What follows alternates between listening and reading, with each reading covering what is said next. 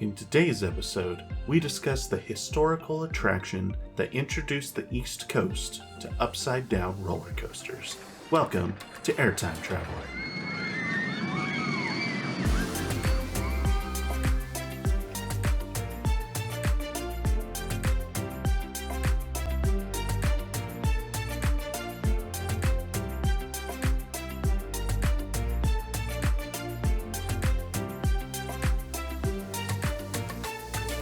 How's it going, everybody? Welcome to the Roller Coaster History Podcast. You are listening to Airtime Traveler. My name is Nathan Grace, and I'm joined by my wife and lovely co-host. Hey, I'm Haley Grace. And thank you for tuning in to episode 27 of the podcast. I figured we'd change this up a little bit. Instead, usually we do the whole intro and then we do some small talk. Why don't we do small talk now? And then I'll do the whole intro at the end. Or not the end. We'll do the intro at the end of the episode. Does that work? Consider. Just like, have you seen anything interesting in the amusement industry? First of all, how are you? How are you doing today? Good. It's crazy. We leave on our trip for Utah in a few days. Life's been crazy. Yeah, and so we're getting all that ready to go. And it's been something. we've had to record these episodes a little bit ahead of time just so that we don't have to record while we're on the road. And so it's been hectic, but it's been so hectic. Yeah, get to go to Lagoon in, I think, 6 days. Yeah, 6 days from today I get to go to Lagoon for the first time. So I asked people in one of the coaster groups I'm in on Facebook, I asked people for some, tell me, your tips and tricks for Lagoon, and what coaster should I do first, and is there a specific ride that has a really long line usually? I had one person comment with some advice, and that was it. It's just so strange because if it was a Cedar Point post, I would have had 50 comments on it. But I guess, I don't know, there's probably not a lot of coaster enthusiasts in Utah, I imagine, just because there's one park. Be a coaster enthusiast about, I guess. So that is kind of an interesting dynamic where I feel like the percentage of people that go to, take Cedar Point, for example, the ratio between the enthusiast to general public ratio, I feel like is much higher at a park like Cedar Point, as opposed to a Lagoon, where there's probably, because Lagoon's a successful park, they have plenty of people that go, but how many of them are involved in the coaster enthusiast community versus just our, GP members that love going to Lagoon because it's close by. It's kind of an interesting dynamic. So anyway, it'd be kind of interesting to find out, if there is a statistic. East Coast versus West Coast. Yeah, well, because California probably get a lot of coaster enthusiasts too, between Knott's Berry Farm and Magic Mountain. But since Utah just has the one park, and there's nothing else for another. It'd be even cool to do a statistic per state. How many of them that'd be really difficult to quantify, but. It would be interesting, if you had, a coaster enthusiast group, if you had everybody say what state you're from, I guarantee you there's going to be a ton from Ohio, a ton from Florida, and a ton from, a good amount from Pennsylvania, a lot in the Northeast, honestly. Texas. Probably a decent amount from Texas, and then a decent amount from California. So, Missouri, probably got some Missouri in there. But you're not getting Wyoming. There's or Montana. Forget about it. You might get a few, but you might get a few because people go on trips and that's how they discover their passion for roller coasters or whatever. But you're definitely not getting as many Wyoming enthusiasts as Ohio, by a long shot. So probably almost certain. Is that your dream spot to go live one day? Is Ohio? I don't know. I really like where we live. It's the only thing I don't like about where we live is that it's far away from a lot of amusement parks. But I mean, we still got Silver Dollar City, and that's, I would still consider that one of the best parks in the country. So, I can get my fix at least a little bit, and Yeah. I think all the other sides of moving to a place like Ohio, like I know people like to bag on Ohio is like the armpit of the United States, but I don't think it's that bad. It's Well, not bad. the amount of time I spent there, but we don't have like family there or things like that, so that would be. I mean, it'd be closer to your family, but still pretty far, especially if you like went and lived up in Cleveland, so you're closer to Cedar Point. Like you're still, decent. A good, you're like 3 or 4 hours from where your family's at. So right. Well, if this is your first time tuning into the podcast here at Airtime Traveler, we take one roller coaster and we dive into the history of that specific coaster. So if you couldn't tell, I am a coaster enthusiast and have been for a long time. My wife Haley is a member of the GP. Or the general public. And so I'm here to do the research and tell the stories, and she is here to make me more interesting. So I do it all the time. Yeah, she does a good job of that. So especially in social outings. That's true. If you want, you can go and follow us on social media. And the reason I bring that up now is because if you go and follow on Twitter or Instagram, you can actually see some of the photos and videos that I'll be showing Haley throughout today's episode. So Which you can kind of, it's worth it. Yeah, so you can kind of follow along if you're on, like if you're on mobile or if you're on your PC and you're not just like listening in the car, you could actually pull it up and kind of follow along as we go through the episode. So if you want to do that, feel free to do so.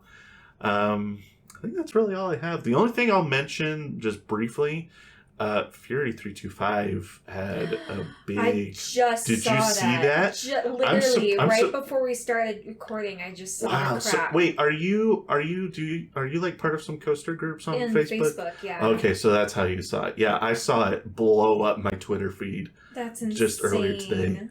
I'm shocked to be completely honest. Like, well, and that even like the workers didn't catch it. It was a guest. Yeah. It was a guest that caught it and told the park. That's wild. That's very wild. I don't think.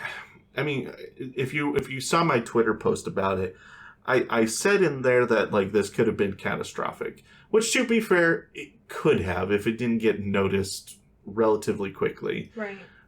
So maybe I'm being a little dramatic, but it's also like I don't think anyone was in immediate danger, but certainly it was not good. Like no, yeah. So yeah, that is, and I said this in my post, and I stand by this. That is either a maintenance issue or a manufacturer issue. So if it's the park that's at fault, or if it's the manufacturer at fault, whoever's responsible for that kind of structural failure needs to be held responsible, because it's not okay for a headline attraction at one of the most attended parks in the country to be suffering a structural failure of that kind. That is scary, scary stuff. Mm-hmm. So, I mean, that's my favorite coaster. Yeah, so that's a lot of people's favorites. Yeah, it's a lot of people's favorites. So it's clearly going to be down for a while they adjust some structural issues, and hopefully, I wouldn't be surprised if they even add more supports on that part of the coaster.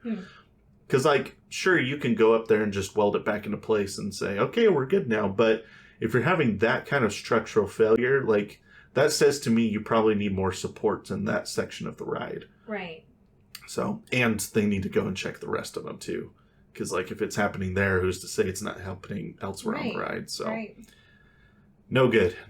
So, yeah, I'm not going to call out Carowinds and say they're at fault, but whoever's fault it is needs to take responsibility and make something happen. So, no good. Yeah. Anyway, well, let's jump into today's topic. We're going to be talking about a coaster at Hersheypark. Nice. Yeah, so for those of you who don't know, Haley's from Pennsylvania, so we've been to Hersheypark 2 times. It's not Haley's home park, but definitely it's close to home, so I think we feel a certain pride for Hersheypark. Yeah, we do. I would say it's probably top 3 parks we've been to, and that was before Wildcats Revenge was there. So who's to say how high it ranks for us now when the next time we go back and get to do Wildcats Revenge. So yeah. But yeah, it's a fantastic park. So, but we're going to be talking about one of their older coasters today. So we're going to be talking about SuperDooperLooper at Hersheypark. Such a funny name. It's a funny name. I like talking about these older coasters just because it's... When we talk about newer coasters, we can kind of talk about the things that came before and the things that it replaced. But when it's an old coaster, we get to talk a little bit about the construction, and then we get to talk about everything that's happened since then. So it's kind of a different dynamic than some of the newer coasters we've talked about. So opened in 1977. It was $3 million at the time, which we'll talk about that a little bit later. 2,614 feet long, 75 feet tall, and a top speed of 45 miles per hour with one inversion. Average 2023 wait time has been 35 minutes. It's a long wait time. That's pretty impressive for a 1977 coaster. I'm not sure many coasters from that era that are still open could say that their wait time is that long. So certainly still popular enough that people are waiting in line for this thing. So right. I think nowadays, because it's so old, I think it kind of falls into the category of a family coaster by modern standards. So I think that's why it's become so popular nowadays, is just because, you have your big thrill coasters like Sky Rush and Storm Runner and Wildcats Revenge. This kind of falls as now it is more of a stepping stone to the big coasters at the park. So yeah. So just talk a little bit about our experience with the coaster. So I think we only got to ride it one time because we didn't have time to ride it the second time we went, because we were only there for a day, and our priority was basically get Sky Rush in, and then some of our other favorites like Storm Runner and Fahrenheit. So, but we did ride it one time. I thought it was solid. I'm not going to say it's breaking any records or cracking my top 25, but for what it is, it's a lot of fun. The loop is actually surprisingly intense for how old it is, which is kind of typical of those old Schwarzkopf loopers. But it's good. So your brother was hilarious on it because he screamed the whole time. And Ben is the hilarious on any coaster you put him on. I mean, we could write a book on his comments during the roller coasters. I don't know if we could. Well, he hasn't been on enough coasters to write a book, I think. But certainly all the things Children's book. Sure, there you go. No, it's funny. We went in the tunnel on sooperdooperLooper, and for some reason they were further back in the train than we were. I think they chose that. It was either that or there was two rows open, but they weren't together, so we're just like, we'll just hop on. And then he yelled at us from the back of the train, like, "Why'd you put me on this?" So it was pretty funny. He's a dork. I hope he listens to this too, so I can hear you and call him that. In the Coaster Bot rankings, sooperdooperLooper ranks at number 246 in the country. It ranks below coasters such as Scorpion at Busch Gardens Tampa, New Revolution at Six Flags Magic Mountain, and Silver Bullet at Frontier City. It ranks above coasters such as Whizzer at Six Flags Great America, Tiger Coaster at Indiana Beach, and Jetstar 2 at Lagoon. At Hersheypark, it ranks 8th. And certainly is going to be 9th after Wildcats Revenge, ends up, with the Coaster Bot 2023 comes out. I'm so excited for that. Oh, I saw some pictures because as I was doing the research for this episode, I just pulled up the Hersheypark RCDB. Yeah. And I saw some pictures of Wildcats Revenge on there, and I'm just like, oh, I want to go so bad. Patience. I know. We'll get there. We will. So here are the rankings at Hersheypark. As of right now. Number 1 is Sky Rush with Storm Runner at number 2. And then 3, 4, and 5 are Candemonium, Fahrenheit, and Great Bear. Lightning Racer comes in at 6, followed by 7 is Comet. And then sooperdooperLooper at 8. And I think Trailblazer at 9. It might be Jolly Rancher Remix, then Trailblazer. That's probably what it is. All right, so review of the name. I mean, it's a silly name. I don't think there's any argument there. I think for its time, it was probably more relevant. Yeah, probably. But I don't have a problem with the park keeping a retro name for a ride. At this point, it has so much historical significance that I would never want them to change the name of the coaster. So. Review of the logo. What's your opinion of the logo? It's orange. It is orange. There's not really any like. You have a problem with orange? Bling bling. Like. To be fair, this is just the font. I guess the logo that's above the ride is actually an orange circle with the black text on it. So it's a little more interesting than just the font or just the text here. So, review of the paint scheme and the trains. The paint scheme is, I wouldn't say paint scheme's anything too special. It's just blue with some black supports, but I do love the trains. I think the trains really pop, especially on that blue track, and the if you're not familiar, the coaster has bright orange trains to match the orange logo that Haley was just talking about. We've talked before how we like how it like because trees or whatever. Yeah, because the coaster kind of goes out into the trees, and so you can't really see it that well. But with the bright orange trains, you can kind of catch glimpses of it as it speeds through the trees. Not very picturesque from it's hard to take pictures of this except for the one loop. Yeah, the loop is really picturesque, but then the rest of the ride, you basically can't see it. Yeah. So, here's the park's description of the ride. Okay, full disclaimer here. I've discovered that the dramatic voice that I use for these these ride reviews don't always match because, well, here, just listen for yourself. Oh, dear. Experience the first ever looping coaster on the East Coast. The famous vertical loop on Super Duper Looper coaster is just part of the fun. Riders also enjoy a family-friendly course of small dips, drops, and bunny hills on this classic steel coaster. Do it again.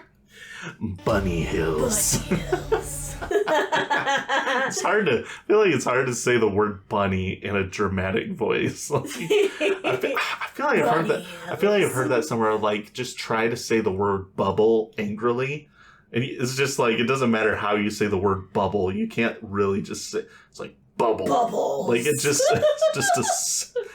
a silly word, no matter how you say it. So I feel like bunny hills was kind of the same thing here. Here's some customer reviews. We got 1 star here. Should be called the one looper or the super lame. I feel like it's a little harsh. but I do see like a pattern in these customer reviews where I think members of the GP that don't really know what the coaster is, they just see the name Super Duper Looper and assume it's like this big B&M looping coaster that goes upside down like 6 times, and then it ends up being like an old kind of rickety 70s coaster that only goes upside down 1 time. And so I think that's part of, there's like this group of people that got on the ride not really knowing what it was, and then they're let down by it being an old ride. Because here's another one, 1 star, fell short. I was expecting more loops. So yeah. I kind of getting the same vibe from that one. Here's 2 stars. This was the most disappointing ride I've ever been on. Wow, that's very harsh. It doesn't live up to the name because it only had 1 loop, and it's the lame version of Busch Gardens Scorpion. Rude. It's very rude. It's very rude. I think it's a little harsh. 2 stars, waited 1 hour because they were running 1 train. When I got off, it was not worth it. Rather would go on Sky Rush, which was less than 5 minutes. Which, to be fair, if I had to choose between an hour-long line for Super Duper Looper or 5 minutes for Sky Rush, I'd be going on Sky Rush like 6 times. So I definitely can get on board with that. That's fair. 3 stars. Meh. It's okay as a first ride if you've never been on something real. What's something real? I want to know the definition of this. Yeah, I don't know. I guess you could say something like Sky Rush would be quote unquote something real, I guess is what they're going for here. 3 stars. If you are over 12, this coaster won't be very much fun. And I have to say that I disagree with this one because I have fun on Super Duper Looper and I'm over 12. Maybe it's because I still act like a 12-year-old. Maybe that's what it was. But no, I think it's just all subjective, right? Like Yeah. some people, like, yeah, I know this coaster's not as fun as Storm Runner or Fahrenheit. That doesn't mean it's not fun. Right. So I think that's the difference there. Here's another one. 3 stars, 1 loop, doesn't fit name. Yeah, so got a few people that kind of in the same boat here. Here's the last one. 4 stars, nice coaster for the kids. We were here for Halloween. They changed the name to sooperdooperLooper. Nice coaster with a loop. Good intro if you're looking to get your kids on a mainstream coaster. Which, if I'm reading that, like, without knowing that it's for Halloween, I would automatically think, like, dog. Like booping a dog booping on your dog on the nose. Yeah. Super booper looper. Yeah. I do think they stylize it with like a capital B-O-O so that it's more obvious when you're at the park. I guess it helps, but still, like. Yeah, I get what you're saying. I'm gonna go on the boop ride. The booper. Let's go ride the booper. Okay,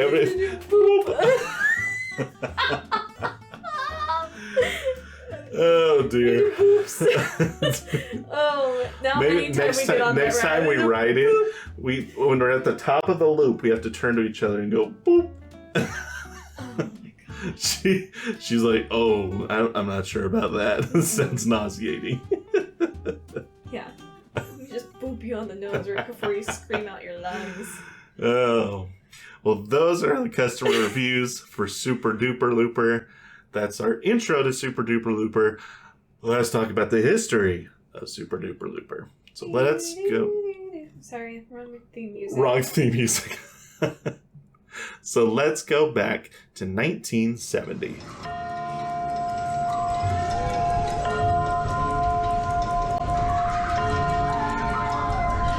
All right, so after Hersheypark opened Comet in 1946, park officials were kind of content to just operate with just one roller coaster. This was at a time when the park was still a public park, like it just was like pay per ride or whatever. So, but in 1970, where we're at now, after 60 years of operation, the park management made the decision to finally convert Hersheypark into a full-blown amusement park. So now they had, entry tickets and all this, right? Okay. So in coordination with that, the park kind of was realizing they need bigger thrill attractions to actually entice people to come and pay, entry fees to come into the park. So in 1972, the park would add 2 small chance toboggan coasters. So I think we've talked about these before. I think we have. Yeah, I can't remember. It must have been our Wildcat episode. We probably talked about these, but so they were. I know we've talked about them. We have talked about them. So the coasters were named Toboggan. Very creative. These would be the first steel coasters at the park, and then in 1974. The park would open Trailblazer, which you and I have been on, still at the park today, which is an aerodynamics mine train.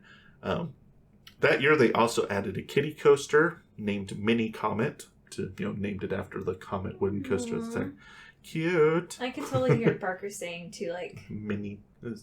He would say Little Comet. Yeah. Little Comet. Little Comet. Big Comet. We have a 3-year-old. I guess if we should mention that before. Like, if people don't know that we have a 3-year-old. Mm-hmm. Yep. So if we sound tired when we record, that's probably why. Touche.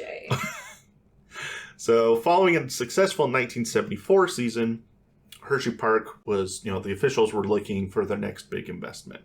Okay? Okay. So around this same time, Schwarzkopf had become really successful for some of their other models. We talked about them last episode too, when we talked about their bankruptcy leading to Gerstlauer buying all their assets, and eventually that leads to Mystery Mine, which we talked about in our last episode.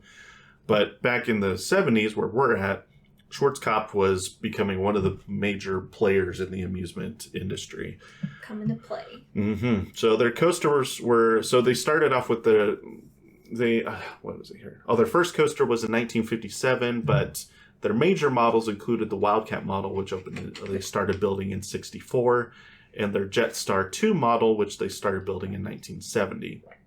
So their coasters were popular because, you would find them not only, like, they were super portable, so you would find them on, like, fair circuits and not so much county fairs, but maybe state fairs. Okay.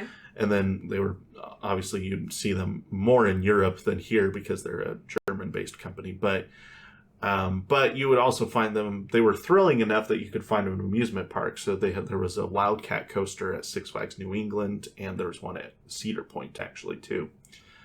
So they're getting some they have a reputation in the amusement industry at this point. Okay. So in 1976, the Six Flags Magic Mountain would partner with Schwarzkopf to introduce a groundbreaking coaster. It would be the world's first vertical loop on a steel coaster. The coaster would be Revolution, which is now known as New Revolution, which is still at Six Flags Magic Mountain to this day. The model had actually been introduced at the 1974 IAAPA Expo. So here's a picture of that model at the show from 1974, which is cool because it's really hard to find pictures from old IAAPA Expos. So I was pretty excited when I found this one.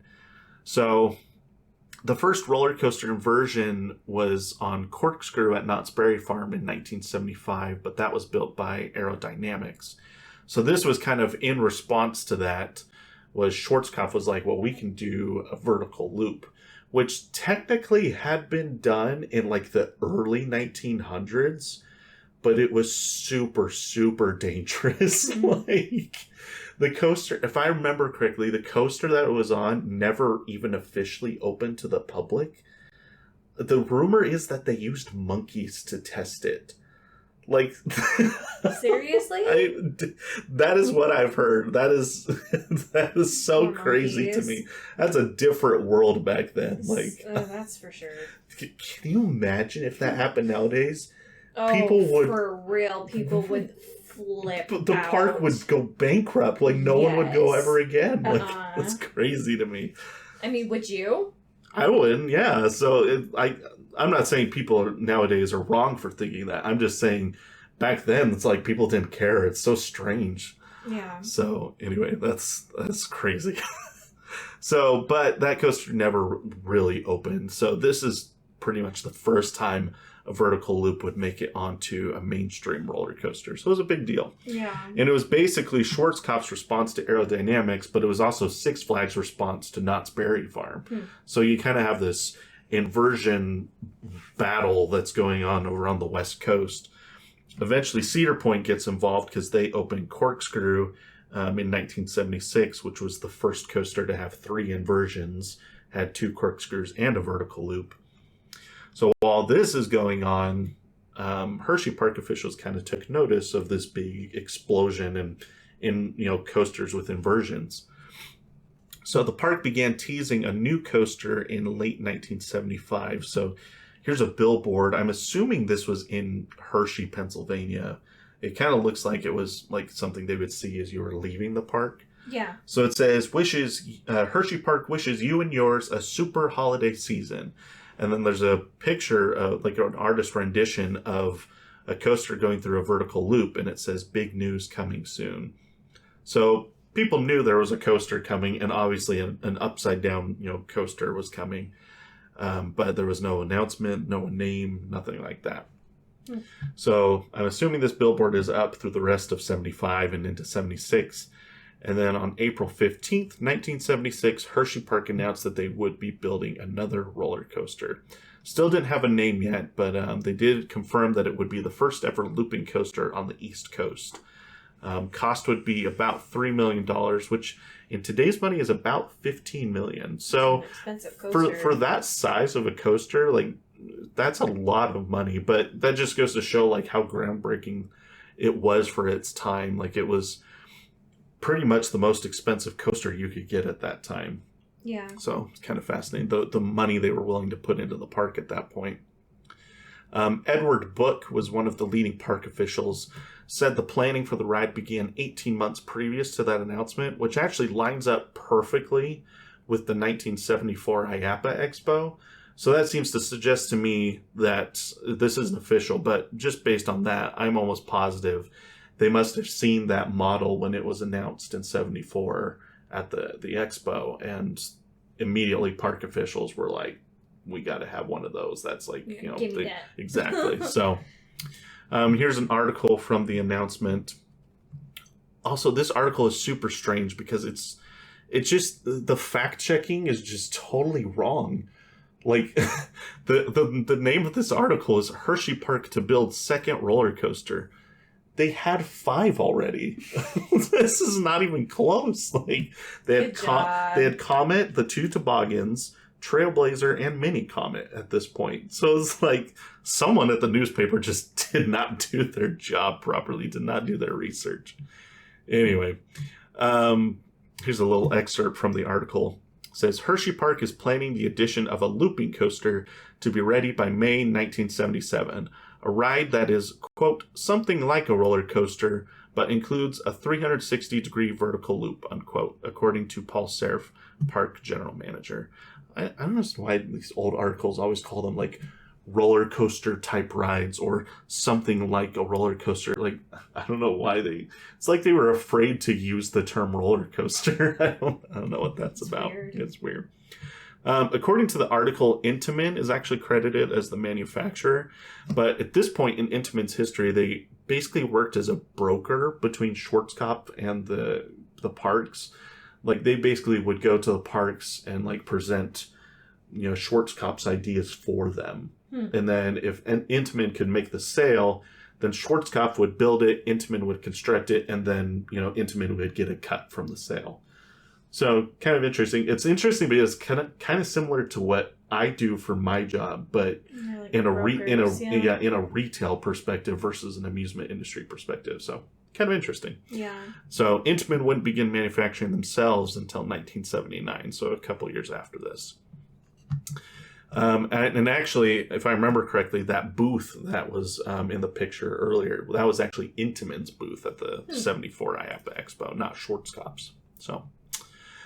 So construction would begin on October 29th, 1976. Throughout the rest of 1976, the park had shortlisted like a group of names for the coaster, and they had narrowed it down to 2 names. You ready for this? Yes. The first name that they had was Mary Dairy Dip. So it was a reference to the Dairy Township in which Hersheypark resides. So that was one of the names that they were considering. They can't see your face, so verbalize they can feel it. They can feel my face. They can feel your confused face. Mary Dairy Dip. Oh, please, no. There you go. There's your response. Yep. The second was sooperdooperLooper. Now, Edward Book, who I mentioned earlier, was partial to the Mary Dairy Dip name. What? However, his wife and 2 children both agreed that sooperdooperLooper was the better of the 2 names. He was outvoted, and hence the name has stuck ever since. Thank goodness. And that is got to be one of the best things I have ever read on this show.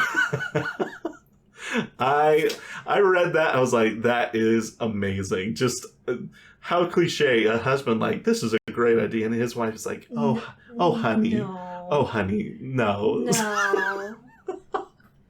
So much no. What's the phrase? Happy wife, happy life. Especially that the kids were like, Dad. I think that's the other part that's interesting too. Dad, it's like, no. Dad, it's no. It's not just his wife. It was his 2 kids were also like, yeah, Dad, that's terrible. That's not a great name. So sooperdooperLooper is officially announced as the name. As construction crews worked into the winter months, Hershey was slammed with the coldest winter on record. Because of course it was. Ouch. Here's another article here. It says, in the midst of the coldest winter on record, construction crews working on Hersheypark's newest thrill ride, the sooperdooperLooper, have battled the winter of 77 to a draw. However, every day is an important step leading to the ride's premiere at Hersheypark this summer. It goes on to talk about that, like, there were some days that it was so cold that their mechanical equipment just would not turn on. Like, it wouldn't operate properly. What? Like, I don't know what in my head, I'm just thinking, like, drills and stuff. Like, just is so cold, like, your drill just won't even go. Like, that's just... won't work! Yeah, so I don't know his drill. It could have been, like, their, backhoes or whatever, things like that. So, but that's crazy. Like, just so cold that mechanical equipment's just like, no. I refuse. I refuse. Whoa, that's brisk.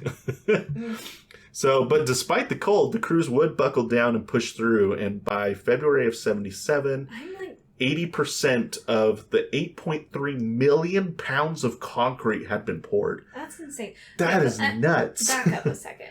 I'm just thinking how cold that was in Hershey, because if it's the coldest winter on record, it gets really flippin' cold there. Like, so cold. That does make me curious if I can find out how cold that was. You might be able to find it, but I'm dead serious. Like, it gets so cold there, like, I don't even like thinking about how cold it gets there, because it's brutal.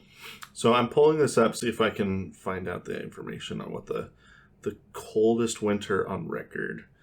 Oh, it's so hard to pull data from that far back, but I can't find it. I bet you can find it. Just pull up, like, coldest winter in Hershey. Coldest Hershey winter on record. Yeah.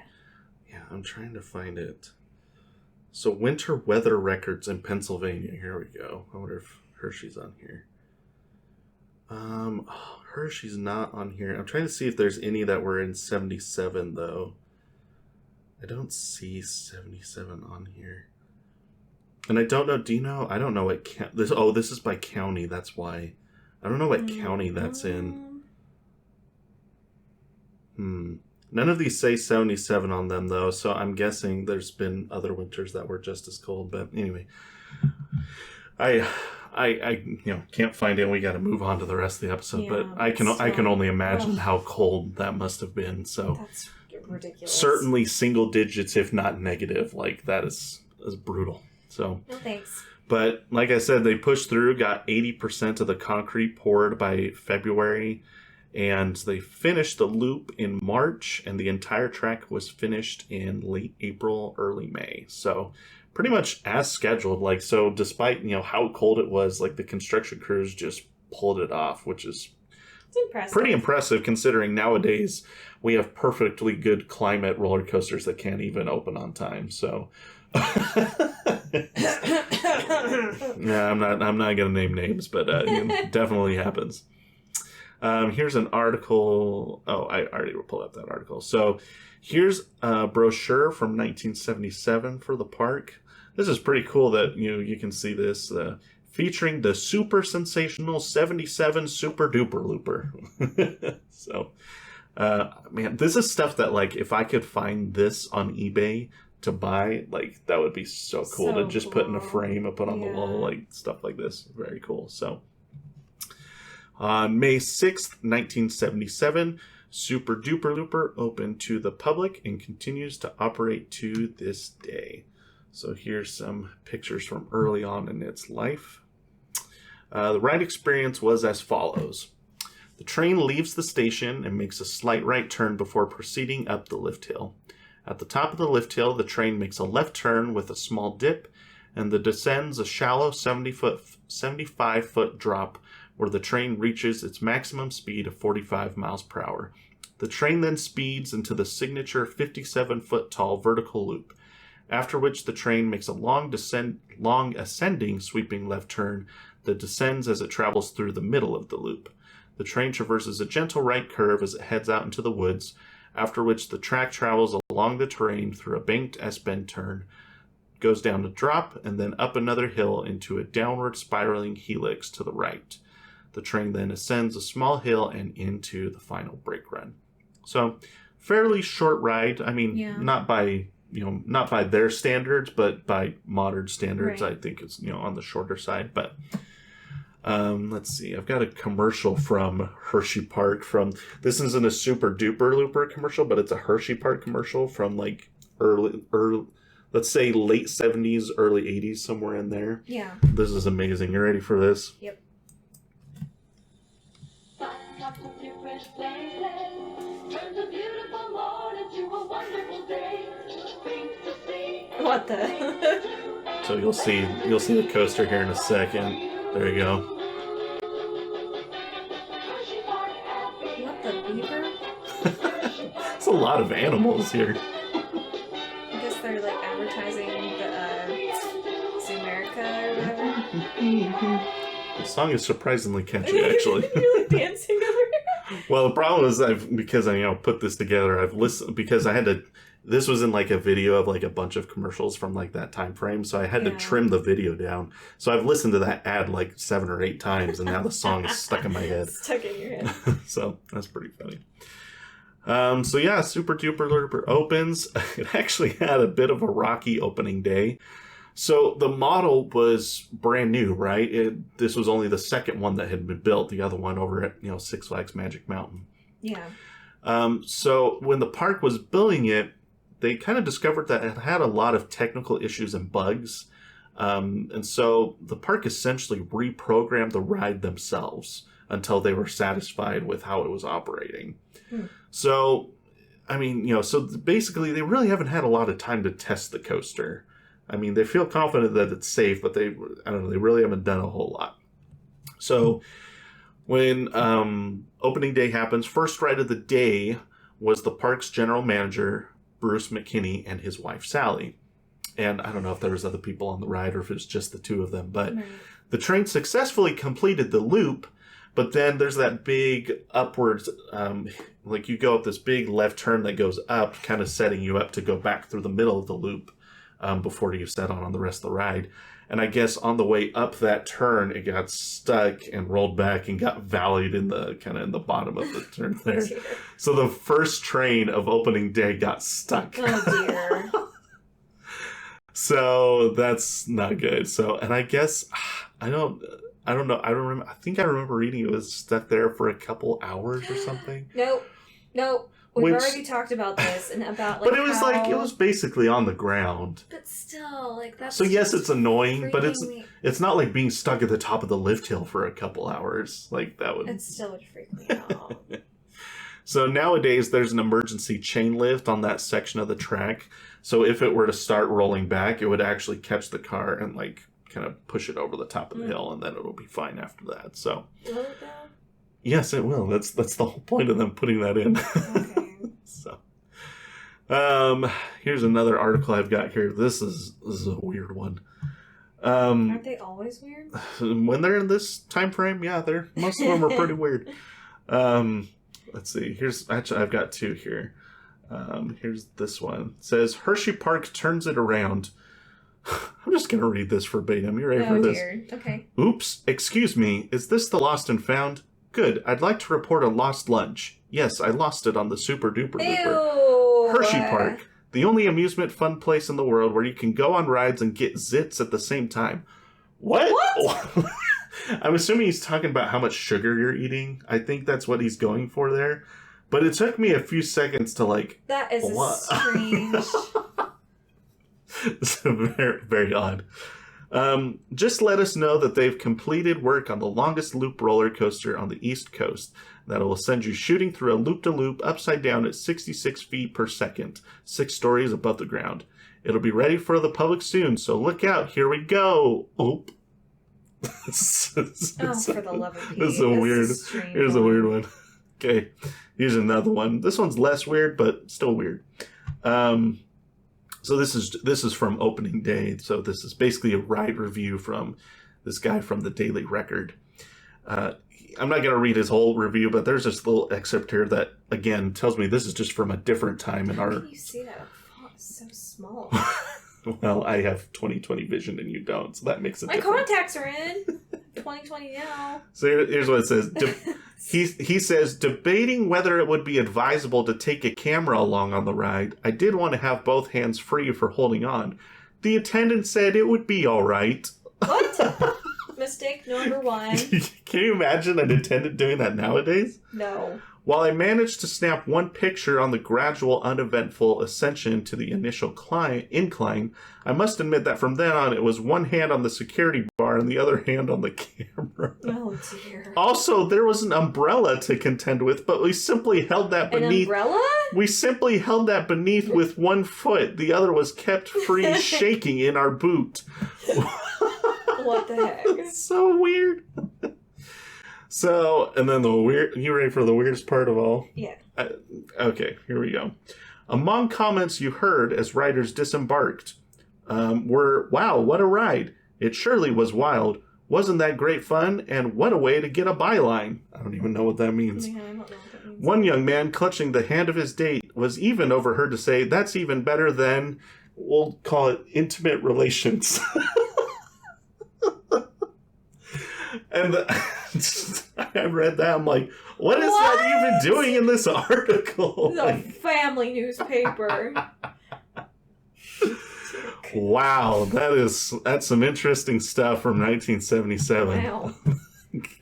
Oh, wild time. Oh, man. I love old newspapers. So some of these older coasters are a lot of fun to talk about just because of these newspaper articles. Yeah. Oh man. Let's see, what do we got here? So despite the bumpy start, the ride was, they worked out the technical issues, and it was actually really successful among the GP and enthusiasts alike. Because for those that hadn't been to California or Cedar Point, which is like, I think 5 or 6 hours from here, it was their first time ever going upside down on a roller coaster. Yeah. And so like, they were just completely stunned by that. Like, it's just unreal. There's something they've never experienced before. Could you imagine, like, feeling that? I'm trying to think of an experience I've had on a roller coaster that would be, like, probably the first time I went on a Giga coaster. Like, I think of when we went on Intimidator 305 for the first time.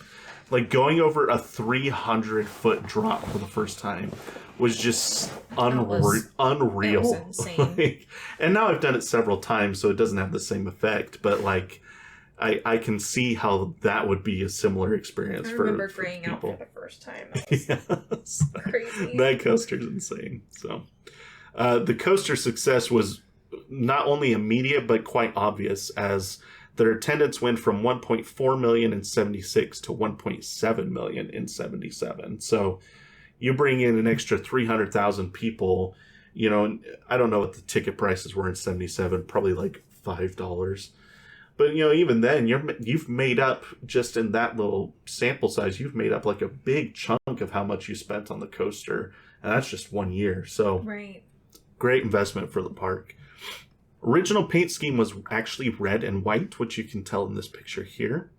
So you can see the kind of the white loop, and then the rails were red on either side of the track. So you can see that in here, and you can see it a little bit in the loop there. They did repaint it at some point. At some point, yeah, we'll talk about that. So okay. A lot of people don't. I didn't know that this was the original paint scheme. A lot of people don't, just because it's been its current paint scheme for so long. Yeah. So. One of Hershey's marketing tactics for the ride was the "I Survived sooperdooperLooper" shirt. So here's a selection of some of the colors and different... I mean, they all have the exact same design, but they just do different colors. Like some are tie-dye and some are like these bright neon colors. Current ones or ones that came out? Yes. Okay. They started selling them in 77, and they still sell them to this day. I was going to say, I feel like I've seen this shirt before. You probably have. So the shirt became so popular that the park sold 200,000 of them in the first 5 years. That's insane. What a cool merchandising That is story. crazy. So, and I was thinking about that too. I'm like, if you sell these shirts for, let's call it $5 in profit per shirt, again, that's like that's $1 million in profit from shirts. They got their money's out they of it. Yeah. absolutely got their money's worth out of this coaster. So that's fun. I like that thing. From what I can tell, now I kind of want to get this shirt just for the historical benefit of it. From what I can tell, I think this is the first "I Survived" fill in the blank t-shirt ever made in the amusement industry. I can't confirm that, but I also can't deny that. So it's certainly one of the most popular ones, if not the first. In 1979, so just a couple years after the coaster opened, the park made the decision to add a 150-foot-long tunnel to the section of track that heads into the woods after traversing through the center of the loop. So here's you can kind of see here, this section of track. So there's the loop right here, the big left turn, and it comes through the loop there. And then as you make that big right turn into the woods, then you can see the tunnel right here on the side. And I actually, on Google Maps, I went and grabbed this road here. And you can actually see the tunnel from the road on the backside of the park there. So anyway, apparently it used to feature lights and sounds, but those are not present nowadays. It's completely dark in there. Apparently the tunnel also featured an animatronic spider that would drop from the ceiling to scare riders. No. I want to get on it. That's such a strange decision. Why? I don't know. It doesn't have anything to do with the name. I saw one person talking about it, but I couldn't find any pictures. So thank goodness. I'm gonna say that that's true because I don't know why the person that I watched their video, they're pretty reputable. I think. Oh man, I should have credited them. I think they're called Hersheypark enthusiast. I don't know they're like the #1 YouTuber on Hersheypark history and things like that. So I trust him to can kind of have that insider information on that. But still, it's very strange. Okay, I don't know if I've talked about, I don't like spiders. I mean, obviously you can tell now, but like, I just I can't do spiders. Yep. I've got some footage here from 1980. I'll just kind of leave this playing in the background. So there's the original sign for the ride, the original building. It's kind of blurry, it's obviously not, super clear, but you get the idea. So this was before, so this is still when it was white and red. It's actually, you get a little bit of a POV here. So you can see clearly the white track with the red rails. So this is definitely before the repaint happened. So this is cool. I like this. I like when there's old footage of rides. Like you can kind of see, how basically nothing's changed. So, but I think so we're going through the center of the loop here. We should make a right turn and should see the tunnel. See, that's interesting. I read that the tunnel had lights and sounds, but clearly in this video there's no lights. So I don't know. That may not be true, or maybe that was a later addition. So anyway, so that's pretty cool. I like these old videos. I think there's a little bit of Trailblazer on the end of this video too. So so let's see. In 1989, so 12 years after the coaster was opened, Hersheypark would replace the original Schwarzkopf trains with brand new Giovanola trains. So here on the left side here, you can see the red trains from the original opening, and then they replaced them with these blue and yellow trains on the right side here. This is also when they repainted it. It was in 1989. So for 12 years, it ran as this red and white paint scheme, and then since 89, it's ran with this brown and black and blue paint scheme that it has nowadays. So, but I think that I don't like these trains as much because I've always said I don't like trains that are the same color as the track of the coaster. Yeah. Like I'd like them to be different colors so that they kind of contrast with each other, but I don't think they look bad per se. This kind of started a trend in Hersheypark though, where rather than getting rid of old coasters, they just kind of update them and give them the attention they deserve. Right. So the park has only permanently closed one roller coaster since 1978. That's really cool. Yeah, I like when parks really put the effort in to make that happen. So you could argue they closed Wildcat, but they turned it into something else, so I don't count that really. So yeah. Let's see. Sometime during this period, the coaster also received a new logo. Let's see. Yep, here's the new logo that it was updated with. This picture's from 2009, so it happened sometime between 89 and 2009, but I'm not sure when because I can verify that. Now, the sign is interesting though, because if you look, I should have put two logos up side by side, but The name of the ride, the way it's spelt, is kind of a hot topic among some hardcore Hersheypark enthusiasts. When the ride was first opened, first of all, it's all one word. It's not, there's no spaces in the name, okay? But also when it first opened, the official name was lowercase s, lowercase d, uppercase L, Super Duper Looper. That was how it was on the sign. That's how it was in the marketing, everything. Even the original logo, if I was to scroll back, you'll see it's very clearly lowercase s, d, uppercase L. So putting the emphasis on loop. Okay? Okay. When they introduced this new logo, people freaked out because it's capital S, capital D, capital L, Super Duper Looper. Still all one word, but it capitalized all three letters. And people were like, but that's not the name. Like, so, like, They're so weird. So weird. Like, I couldn't imagine, like, getting that upset over something. It's interesting because there's things like that at other parks. Like, Powder Keg's official name is not Powder Keg. It's Powder Keg, a blast in the wilderness, into the wilderness. I can't remember. So that's the full long name of the ride, but I don't really care that much. And like Fire in the Hole, like I think the official name has hyphens between each word, but no one ever actually says it that way. Like, yeah. I don't know, people get a little finicky on the semantics of the different names and stuff, and it's fine.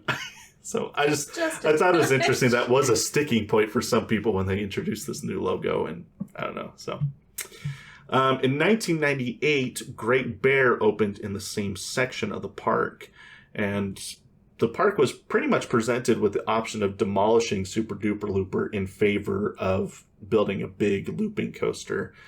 But instead, the park worked with B&M to design a layout that would allow both coasters to operate in the same space. So if you like, here's kind of an overhead view of Big Bear. So the lift hill goes up and over Super Duper Looper, and then it kind of comes out and over by the midway over here and does, some of its layout. But then right over here, it goes back over Super Duper Looper. Kind of has this weaving section back here. It goes underneath the lift hill for Super Duper Looper and then goes into the corkscrew. And then it flies by the loop and goes back over to the right. So it's basically, they're weaving in and out of each other throughout the layout. Yeah. And if you're very, very lucky, the timing has to be absolutely perfect. But it is possible for the trains to fly past each other. Oh, that would be wild. If Great Bear is coming out of the corkscrew right at the same time the Super Duper Looper is going into the loop, they will fly past each other as they go their separate ways. I'm curious what the chances of that happening are. I don't know. I mean, it literally, you have to have the timing perfect. So I have no idea how often that happens. It may be so few times that it happens. It may not even happen once a day. Like, I have no idea how rare that is. Yeah. All right. So fast forward another 14 years as, Great Bear and Super Duper Looper continue to operate as neighbors. In 2012, Hershey elected to give Super Duper Looper another major refurb. So the park installed the brand new orange trains from Gerstlauer, which, we talked about how much we like the color of these trains. So they are relatively new trains. They were, they're only 11 years old now at this point. But that wasn't it. They also introduced the new orange and black logo, which is actually just an updated version of the original logo, which brought back the much celebrated original spelling with the lowercase s, lowercase d, uppercase L.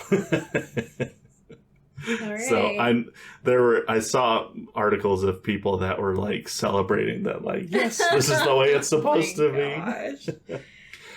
They also installed, and then they built this brand, not built, but they updated and repainted the station, which looks really nice, actually. I really like the way that they did that. Station. So, but big logo on the station too, looks very nice.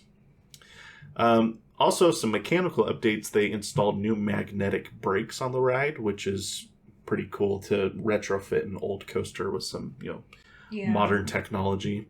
And then I think, if I recall, I think initially they weren't planning on doing this, but then the following year they ended up updating all of the software for the ride too, just because it wasn't working properly with the new mechanics that they're putting on the ride. So they updated to a newer software as well for the 2013 season. So bringing, Super Duper Looper into, more contemporary standards, which at that time there had been lots of rumors that the park was just going to get rid of it. So I think a lot of people were super stoked to see the park do the complete opposite and reinvest back into the coaster and, help it run just as well as it did back in 1977. So in 2017, the coaster celebrated its 40th birthday. So that's a pretty big milestone. Not a lot of coasters get to that point. A little excerpt from the article here. It says, in 1977, the Super Duper Looper was the first looping coaster on the East Coast. It was only the second of its kind. There were lines for hours back when it opened up, and we still have a lot of riders today. The track at that time was white, right now it's blue, but it still has the pop of those orange trains that our guests really love to see as it climbs through the treetops. So, there you go. So then, this is something I had no idea about until I started doing the research for this episode, but it's actually kind of cool. Are you familiar with the TV show The Goldbergs? You've heard of it. I don't think you and I haven't watched any of it. I don't think so. But I've heard of it. I've heard lots of people talk about it. I've heard it's a good show. I think it just finished its last season last year, I think. So, pretty recent. So the premise for the show is it's based in 1980s Pennsylvania. And it's based, the show's like main creator grew up in the Philadelphia area. And so the whole show is just based around his childhood growing up in the 80s in, southeast Pennsylvania. Yeah. Okay.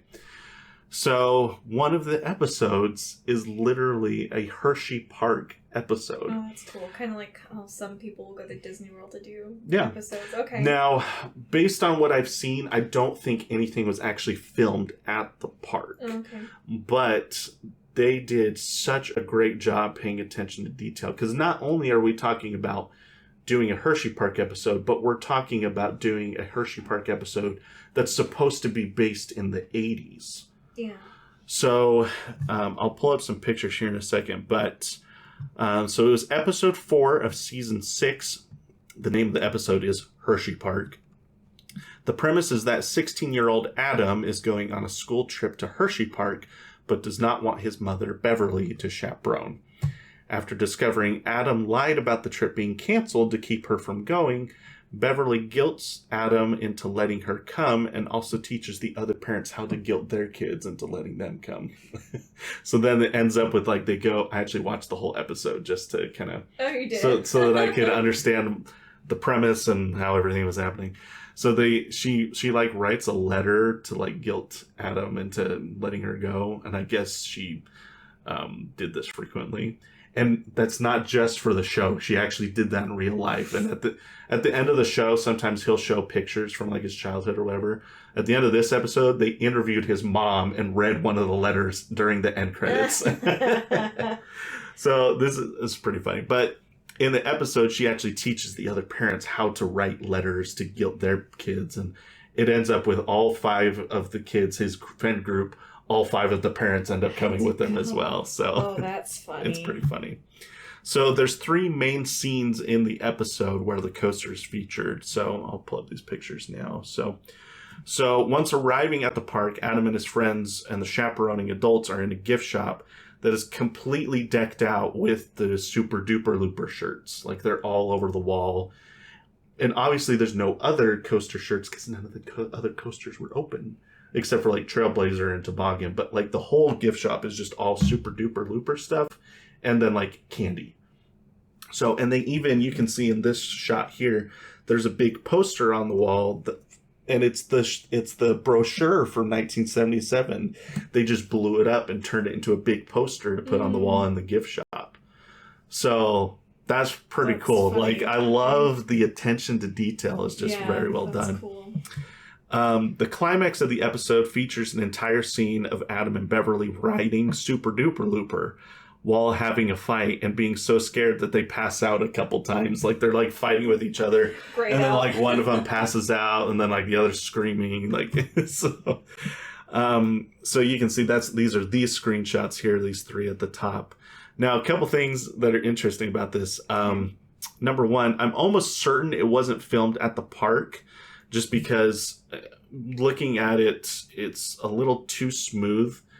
And also I really dove into the details here. The back, the seat backs, like the headrests, are a little, they're not quite the same. They're very close though. And I actually, just to show you this screenshot here. So here's a picture of the actual train. Here's a picture of I think what they did is they took a reverse POV from the park and put that on a green screen and then put them into a coaster car that they built on set. Mm. But then they did a couple special effects I'll talk about in a sec that made it fairly convincing. But you can see here, they did a really good job recreating this because the headrests aren't the same, but they're close.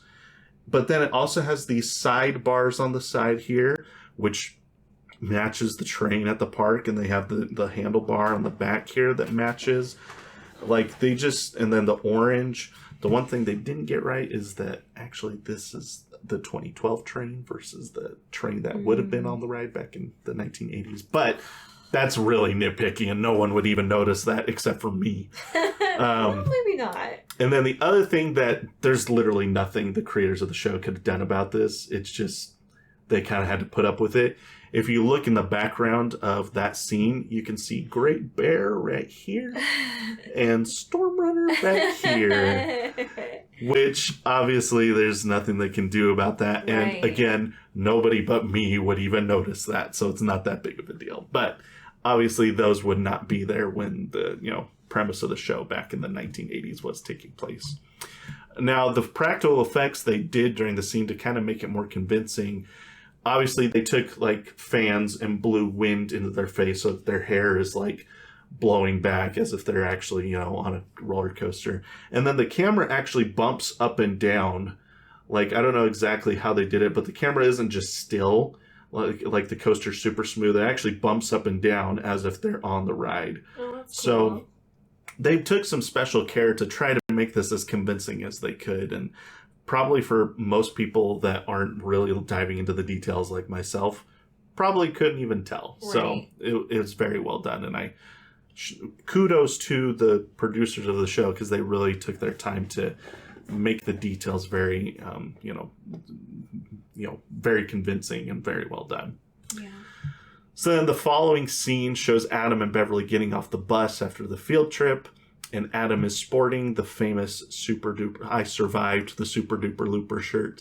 And she's actually sporting a button on her shirt that also says I survived Super Duper Looper.